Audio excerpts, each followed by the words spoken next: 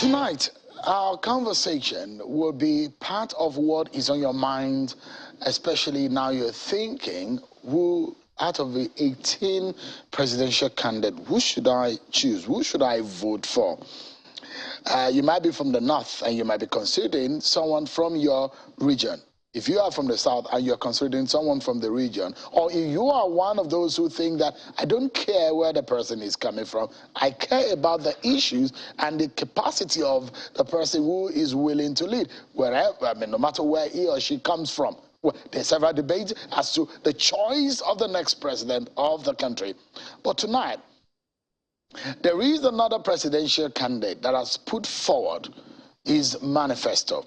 I mean, it's in the form of a book, which means that there is some thinking behind what he said he's going to do for Nigeria. Himself and his party have put that forward.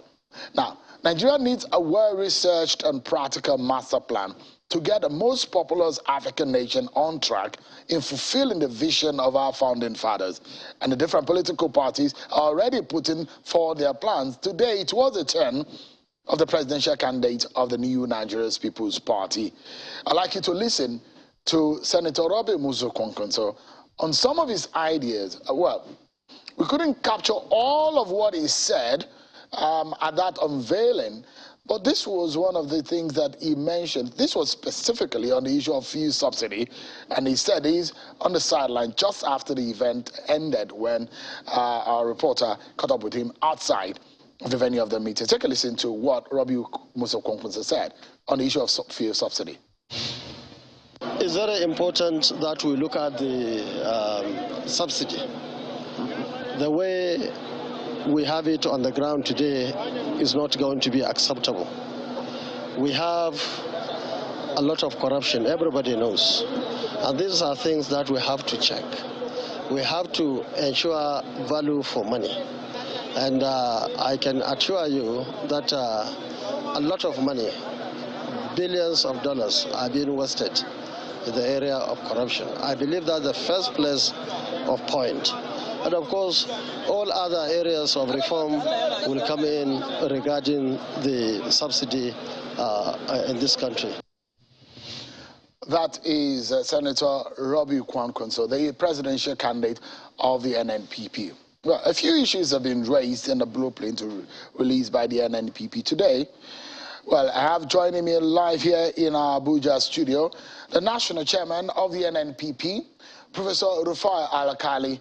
Thank you so much, Prof, for joining us tonight. Thank you, Sion. It's a long time we have not seen you. It's been a while. It's been a while. But it's good to see you. Oh, you're wonderful. Although the last time I saw you, you were not in NNPP. Yes. The last time I spoke with you on this program. Yes, a day is long in politics. It is actually. Yes, yeah. A day is very long. Now, yesterday you did not have a manifesto, but today you have one. Yes. And it's in form of a book. Absolutely. It's about how many? 150-something pages now. Pages. And this is what you think that with this, Nigeria will be what? What exactly do you plan with this document? Well, thank you very much. I think for a long time, Nigerians have been waiting for this day, because there has been this insinuation that the NNPP is not serious about the 2023 elections.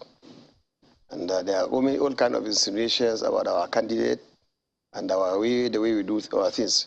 But we kept assuring Nigerians that, look, we are not approaching Nigerian for 2023 with the same approach with the old guard.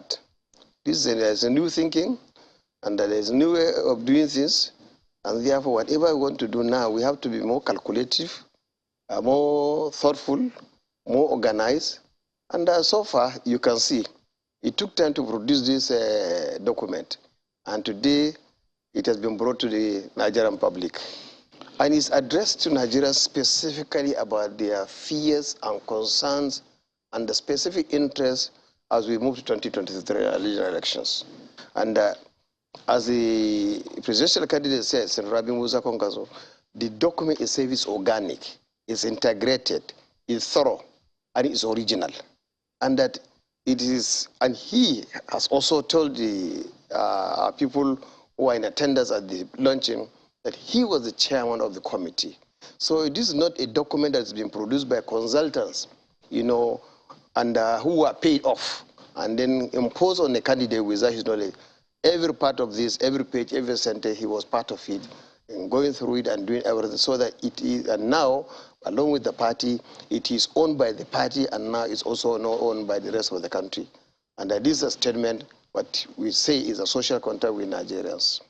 Now, one thing that comes out if you look at this document, I've read a few pages.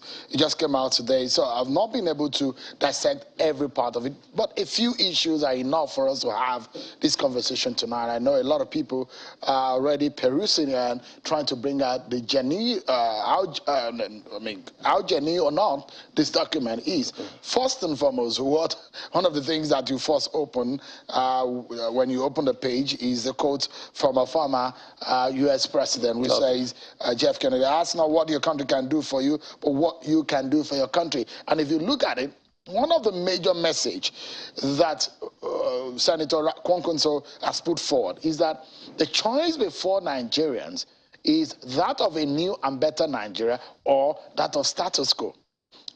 A lot of people will argue that he was part of the status quo. Or he's part of the status quo. He's been part of the APC. He's been part of the PDP. And your party is conversing for a new Nigeria. Are you telling Nigerians the truth? What kind of new Nigeria are you bringing? Are there new people in your political party that is so different from the Nigerians that we have seen in the past? Or what exactly do you mean by new Nigeria? Well, so, for example, what I want to tell you is that let's be frank to ourselves. This is Nigeria, and it's owned by Nigerians, and it must be run by Nigerians. We are not going to bring any Chinese, any American, any Indian, or Pakistani to run this country. Now, even myself, I've been involved in the PDP for a long time. I've been part of it. We did a lot for the party. Now, of course, he was also part of the PDP, but yet you have to know, in organization, there's what we call dynamics of organizations. Even while you're inside an organization, there are various tendencies. And some of the tendencies are not people-oriented. They are more concerned about themselves, and they are, what do you call it, their own basic needs. Therefore, they don't concentrate on addressing the people in this country to share their concern, to address their concern. And I think that's why he left the party. And remember, as a former governor, as a former senator, as a former minister, leaving the party he belonged to must be a difficult decision. I also was in PDP, later moved to SDP, but last year, in January, I said, I'm done with it. So, and there are so many other people who are now in NNPP who have moved on. So what we are saying here is that, yes, this is a new beginning. Okay, and we believe tenaciously that the path we have been taking in those political parties, frankly, will not solve the Nigerian problems. And in any case, what is happening is that when you have a problem and you are using the same methods repeatedly, getting the same results, how can you solve the problem? And therefore, that's why way back last year, he started a movement. And the way he started was that, look, there was a lot of crisis in the country. Many people are causing trouble here and there. In some section of the country, you find people forming new organization that they want to separate from the country. Some of them going to even print currencies, fly flags, even create militias, even go to some of these some funny international associations and say they are now registered as sovereign nations. Look, you can't divide this country in this form on the table, and everybody go. Every division of country always lead to wars and bitterness and killings and destruction. And Nigeria is too special, too important to go that path. That's why he felt that he should invite his colleagues and friends. Let's start discussion. Let's conversation. Where are we headed? And by the time we started that conversation, everybody was involved, whether you are PDP, APC, or any other political party. That was not the most important thing, is that Nigerians who believe in Nigeria, Nigeria who believes in democracy, Nigeria who believes in the future of our country, were the ones who were invited on their own to come and start a discussion. We started before the Easter of last year. And by February this year, we were able to launch a national movement. We felt that, look, we are going to be different from whatever happened in the past. So, unfortunately, after launching the national movement, the TNM, many people approach us and say, what value you are at TNM? What asset? What is it? What is going to serve? If you don't have a political platform, it's going to be useless. So we started conversing or reaching out to some of the political parties on the ground just before told that we could meet the deadline of INEC of 30th of 1st of March. So we contacted and discussed with so many parties, but we did not understand that we do not share their same value with them, share aspirations, common perspectives about the future of our country.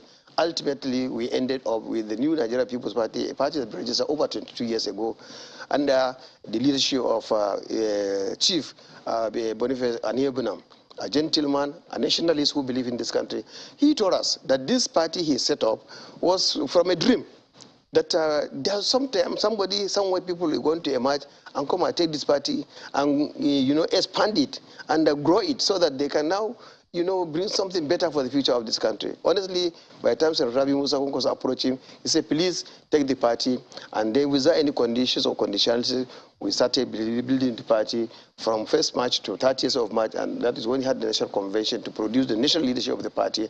And from then on, Siyun, no party in this country has ever done it in 7 months, to build a party to this position in less than 7 months. And we went through all the primaries, all the congresses. Prof, and today, yes. What I was trying to ask you is, first and foremost, people need to believe in the characters and the people that are driving the party in which you are put forward. And one of the major things, because I've not even delved into the highlights of the promises that you have made to Nigerians here. But if you have said that Nigerians should be ready to have a choice between the status quo, which is the old order, or the present order, the status quo, and a better and new Nigeria. Absolutely. So the question is, I was asking you to be able to tell Nigerians why the NNPP is a choice for them, and what is different between the NNPP and the old order, which you belong, which your principal and presidential candidate also belong. Which we belong, which we abandon, sir. If we belong, we don't have to have any. So why are you different? No, we are different because, sir, look. Because your candidate was a minister under the old order. Yes. Was a governor under the old order. Absolutely. He was a senator, or he's a senator under the old order. Yes. So the question is, what makes him now different? What kind of new Nigeria? Because a lot of Nigerians are actually looking for a new order in area of education, in the health sector, in the oil and gas sector. They don't want queues on the road. They want a single-digit inflation. They want a single-digit everything that has gone 2 digits and gone awry in our national life. So the question is, why is or how is the NNPP different from the order that you are presenting? Fine. So what we are saying here is that since we are focusing now primarily on our presidential candidate, let's go back to history. Yes, he was part of the PDP, he was part of the APC, but look at what he has done when he had the opportunity to be a governor in Kano State, the largest state in the country with over up to 44 local governments. This man, throughout his period, he was able to leave what you call lasting legacies in terms of focusing attention on the specific issues that concern the ordinary citizen in Kano, especially issue of education, social welfare, transportation, security.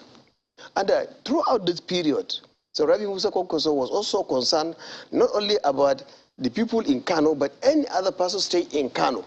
So you don't have to be a citizen of Kano to benefit from anything concerning education or social welfare, whoever is a resident is there and willing to assist.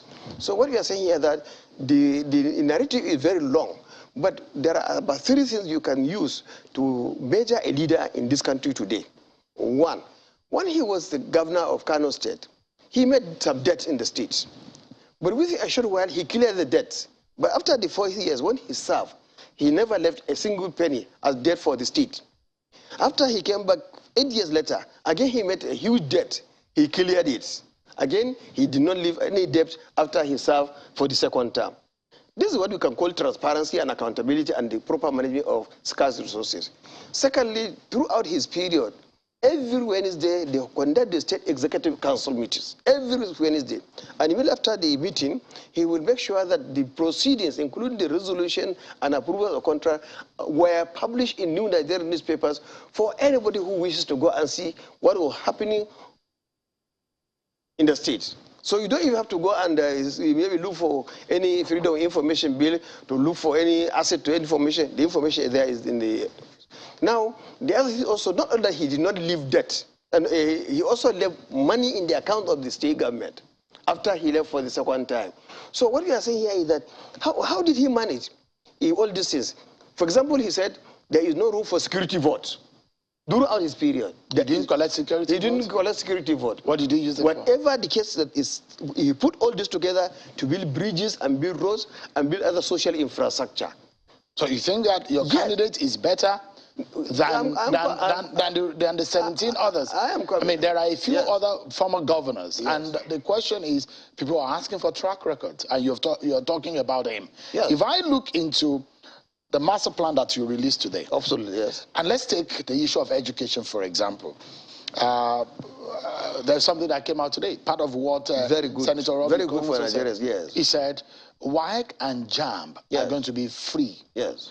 If I look at it, the figures show that about 1.761 million Nigerians wrote JAMB in 2022. Yes. About 1.22 million Nigerians wrote WAEC in 2022. Yes. The cost of JAMB form, not to talk of the scratch card, is about 4,700 from my findings. Now, if you look at it, for JAMB, just about 10 billion.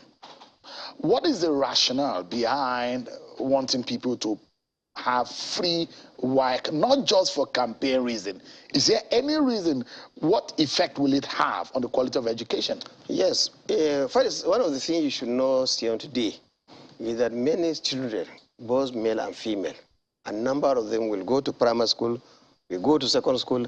At the point of sitting for WAEC or NECO exams, their parents may not be having the money to pay for these fees. And these fees are always be increasing on a daily basis. Therefore, what is happening is that there are many children out there in the rural communities that cannot afford, even in the cities now, there are many parents that cannot afford to pay the JAM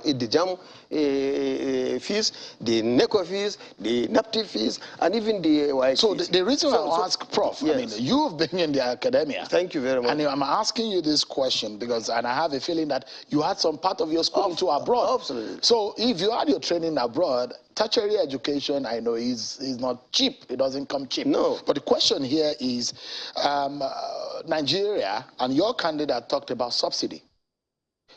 You are going to subsidize part of education. Absolutely, yes. Can Nigeria afford it? Are you going to be able to isolate those who cannot, who do not have, and those who have, such that you can be able to focus on subsidizing or paying for those who do not have? I think the point, let's understand. First and foremost, the way we have casted this document, and he has presented it, he said he is treating education as a public good. It is not there for people to use the opportunity of their offices to exploit, you know, the ordinary citizen who is wishing just to get the basic education. Today, even first degree is becoming a basic education now. So what you say that all the obstacles have to be removed. Is there any place in the world where the entrance examination into tertiary education or final secondary school examinations are free? The point is that Nigeria... Can we afford it? Do we have the wherewithal? You know, there is the cry, the hue and cry about the fact that Nigeria does not have enough money. We have problems of revenue. No, I think you are right somehow, but you are not correct somehow, it seems. I think the issue here is that there is what we call mismanagement of resources and lack of priorities. There are certain things that are done that ordinarily should not be done, okay? But government must have its own priority. So if this government says this is on its priority, they will put all the effort there so that you mop every resources that are wasted somewhere and make sure that you target on the education sector so that you can also accelerate the development and expansion of access for the ordinary citizen in the country. That is why he's also saying that, like the JAM results, that now is when you pass the exam, and then maybe you have gotten maybe 240, 250, 270, but you want to do either medicine or pharmacy or engineering, but that year you failed to get admission because of stiff competition, either in that faculty or in that university. Do you know that as it is now, that result is already going to be thrown away into the dustbin? You have to go and sit down. And there is no certainty in that. You know, the reason why I'm raising this issue, let me explain. is because I am trying to have an intellectual conversation. Because, I'm speaking with an intellectual. No, I'm a student. So the reason why I'm asking this is that we, in our profession, we've decided this year, this election year, that we will not take manifestos on the face value. No. We will scrutinize. Absolutely. We will ask how. Because in the past, we've listened for politicians to speak on what they want to do without questioning them properly. But this time around, it's going to be different. And so I am not against your manifesto. I'm asking how you want to make it happen. Now, if Nigeria does not have the money, the fact remains is that where would you get the money? For example, you also said you are not going to create new schools, new tertiary institutions. In the first instance, yes. But you are going to rehabilitate and consolidate, upgrade the facilities. That is what you've said in your manifesto. Absolutely, yes. The question is, you heard what ASU, the fight, for almost 8 months, ASU was on strike. Where is the money coming from? I'm saying, unless I have to repeat myself, I said that at any given time, government has its ways of solving problems. I want to also tell you, before I came to this level, I was part of ASU. And I knew the problems. Took over 30 years ago. And we thought that the universities were collapsing at that time. And let me tell you this. When we went to the negotiation table, and we said we needed money for the universities, the first question they said, how will you get money since you're asking for in billions at that time? At that time, we gave them some options. And one of them, they have not used it up to now, was that we said since the federal government has moved to Abuja, all the property, for example, in Lagos, they should be consolidated under an education trust fund, so that they should now be managed by a trust fund, and they rehabilitated and given out, and then the process should be shared to the universities and tertiary institutions. Then we are the people also who suggested that companies and business be recruiting Nigerians who have graduated in this country, but they are not adding any value to our graduates. We say that it's immoral for them to be waiting for a student to graduate, for them to recruit high-quality students, and then without them adding anything. That is why we said, okay, we must tax these companies. And for negotiation position, we were asking 10%. It was later graduated to 5% or whatever. And the initial agreement was that that money was only for tertiary institutions. But at that time, when they wanted to implement, they said, no, it must go for the entire education sector. And that's why, at that time, the ETA was even funding primary schools and secondary schools, and other thing, very similar thing like that. It was much later now, the act setting up that particular organization was amended to make the only TED fund for tertiary institutions. So which means we were the people who suggested for that under Tairu Jega. He was the president and I was the national financial secretary. We fought. And I believe even the President Buhari, Babangida, who was the president at that time, even if he was not happy with the way we handled it, I'm sure it was also, he can also take credit by agreeing finally with us that there were problems and there were solutions, and these solutions now have reverberated in the country. Today, TED Fund is the one that is funding most of the things in the education system. For example, sir, in this document, it's talking about getting secondary school classrooms around all in the country, in all the wards. Now, in every local government, you're talking about almost 40 or more classrooms. But the point here is that the what do you call it? The National Private Education Board, okay, is also now focused attention only on books and other similar things. What this President Shakadi say that, Senator Kwankwanso said that no, we should focus on building the classroom first with that money. All right. And then let the state government also fund the books project, because books are also very important. There are several aspects of this. As I spent some good 30 minutes to peruse this, and I have my questions.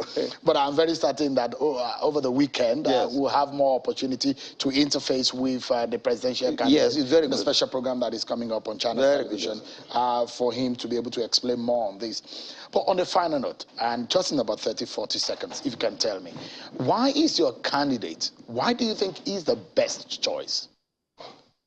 I think the moment now, Nigeria are looking for a credible candidate, a candidate can trust. And I don't want to use this platform to attack anybody. But today, if a presidential candidate will come out forward, and the first thing people ask is, what is his birthday? Where did you school? What are his records? Who is about his father? Who is his mother? Who is this? Who is that? People are asking basic questions which we all have crossed, me and you. But you are asking a person to prove which schools he has attended, where is the certificate good, and you are doubting all this kind of thing. There's lack of credibility. Then the kind of honesty is that we are talking about in a leader is that from the records, from what he has done, even after leaving office, we have never had him any controversial issues. He has also maintained his level, and that his running mate, let's not forget, Bishop Isaac Odahosa, since his nomination as vice president of this party, nobody has written one line and say anything wrong about him. Because he's a trusted person. So you are presenting credible candidates. Of course. And integrity, that's what integrity and trust. All right. And then we are also saying that these two people now, when you're selecting the vice president, we also are mindful of the sentiment of Nigerians. There is no way in a country as vast, as complex, and rich with vast population and the cultures, then you say only particular tradition is now represented in the leadership of this country, when the other will be sitting down watching television to hear what you are doing. It cannot work in this country anymore. It's good to see you again, Prof, and having this conversation. Thank you very much. Sometimes when you are speaking to professors. No, this is interestingly, a student of politics. A professor. Professor Alkali, thank you so much indeed. The national chairman of the NNPP. Thank you so much for coming, and I wish you the very best.